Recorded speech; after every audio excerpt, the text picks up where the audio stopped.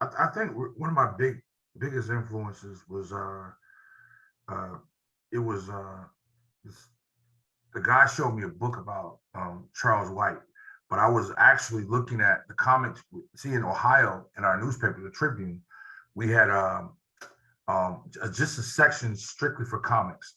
I've never seen that nowhere else in the world, but it was a section strictly for just straight comics. And I was always, get the comics from my mom. She read the newspaper, I'll grab that section. And I'll look at the different, forms of art because each comic, was different, a different technique or a different style. That then also I was looking at comic books, but Norman Rockwell, because he was so profound and he painted every indigenous people or every other culture look like comfortably. And then I like how he injected humor and he showed a part of a natural man that what most people will be, call embarrassing. You know what I mean? He showed like this young couple on a date. He would paint all types of, scenes, Christmas, Thanksgiving, could be anything. But his technique was, to me, that is what that stuck in my head because how he could make you feel like you were there. You know what I mean? In that scene, he'll capture that scene. I don't care if he captured you for 10 seconds, but you'll stop thinking about everything else just to look at that. And that's how I never knew that I could get to a place to where I could command, attention, but I didn't really desire to command attention. I just wanted to create something to where people could not only have a visual learning experience, but emotional, And Norman Rockwell, Charles White, he's an African American artist. He was during, I think, the early Renaissance. I think Charles was from Chicago, if I'm not mistaken. But I had to look at I wanted to find an artist that I could relate to, But at the time, only thing that there was on advertisements like Coca-Cola and stuff was what Norman Rockwell. And if you think about it, I mean, they were endorsing this guy back then, you know, cutting him checks. So this is deep, man. A lot of people, a lot of artists now to get into different like endorsement deals and stuff like that. With me, I'm connected to One United Bank, and I'm I design all of their bank cards.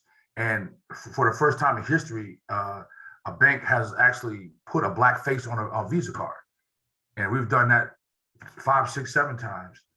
Um, I'm probably the first artist to be in Times Square 8 times with art. Yeah. So no. I mean, there could be some after, but I'm probably the first that. I mean, ever. I'm talking. I don't have to be black. I'm talking about ever. You know, and those are things I don't talk about because uh, that's probably something for my kids. You know, and a lot of times it's like, oh, okay, Adonis, you did this, you did that. I've done a lot of things, but still, it's like I rather help someone than to toot my own horn because that's what I really think I'm on this planet for. When God was showing me ways to how to use my craft to help people.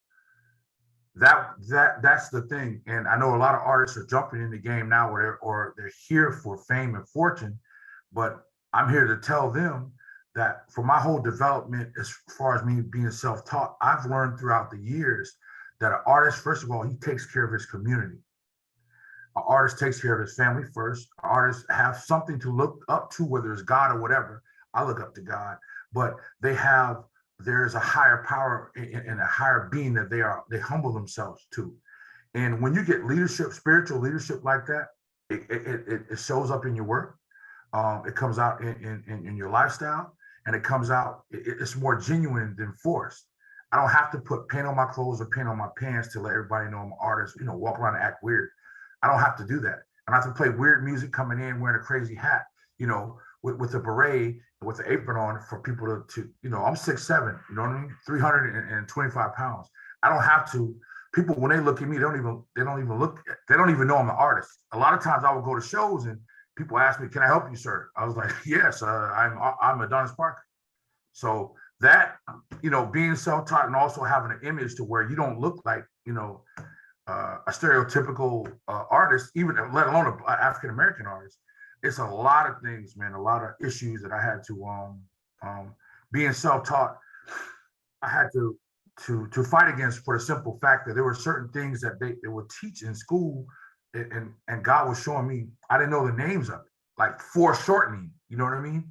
Depth perception, or foreground, middle ground, and background, those things. I just kind of knew it, but I didn't know there was a name for it.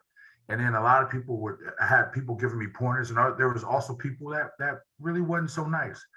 They were very judgmental, and even to this day, you get that. You know, Addonis, da, da, da, da, da, and they don't even know me, and they don't care to know me. All they see is my name in the newspaper. You know, a lot of times, and they first thing want to do is see if they can find a weakness and capitalize on it. But me, what's important for me to be self-taught, back to that self-taught thing, is that I had a lot of experience watching other artists. And then I have to tell you this, I know you're gonna laugh when I say this, but this artist, I watched him religiously. His name was Bob Ross. And Bob Ross, he was,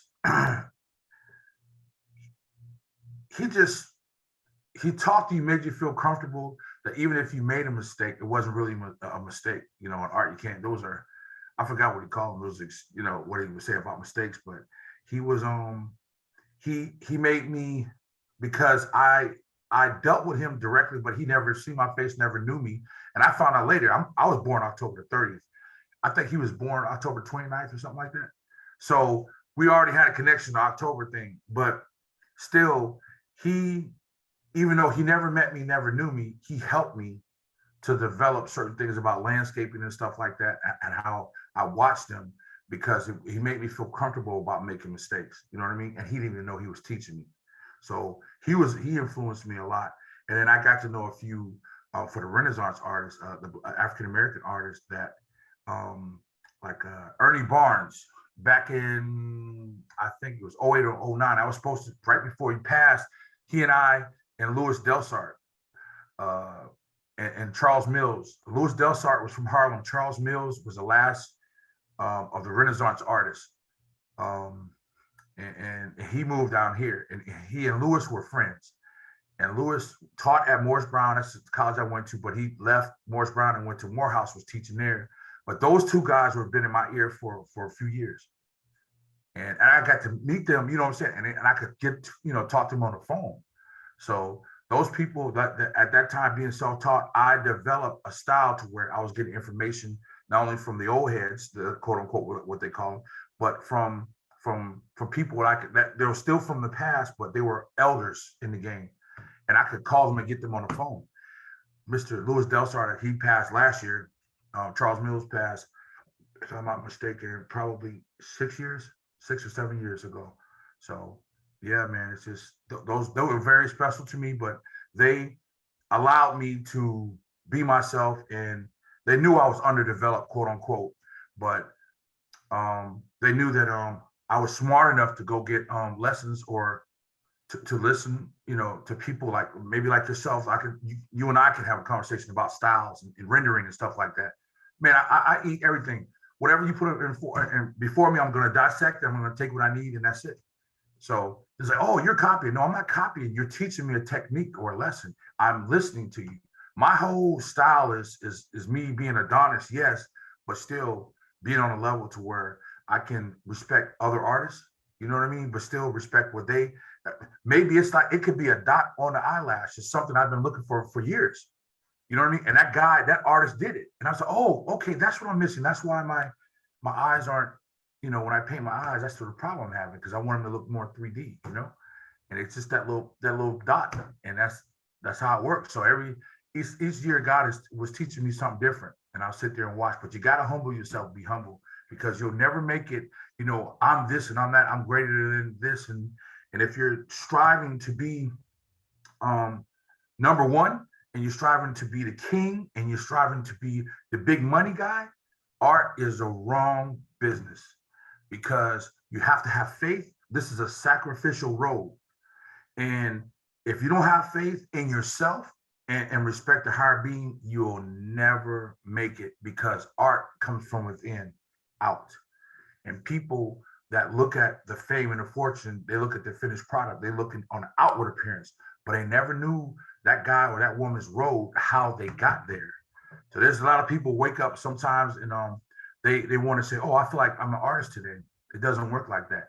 The real ones paid the price. You know what I mean? They put the work in, and I think the way digital art is going now, and NFTs and all this, in that direction, still we have to show homage to people who put forth an effort to even give us 5 or 10 minutes of their time out of their life. And there's some people I talked to one time, never saw them again. But then what carried me from what they said is they left me with something. And that's what I try to do to the young people, young artists.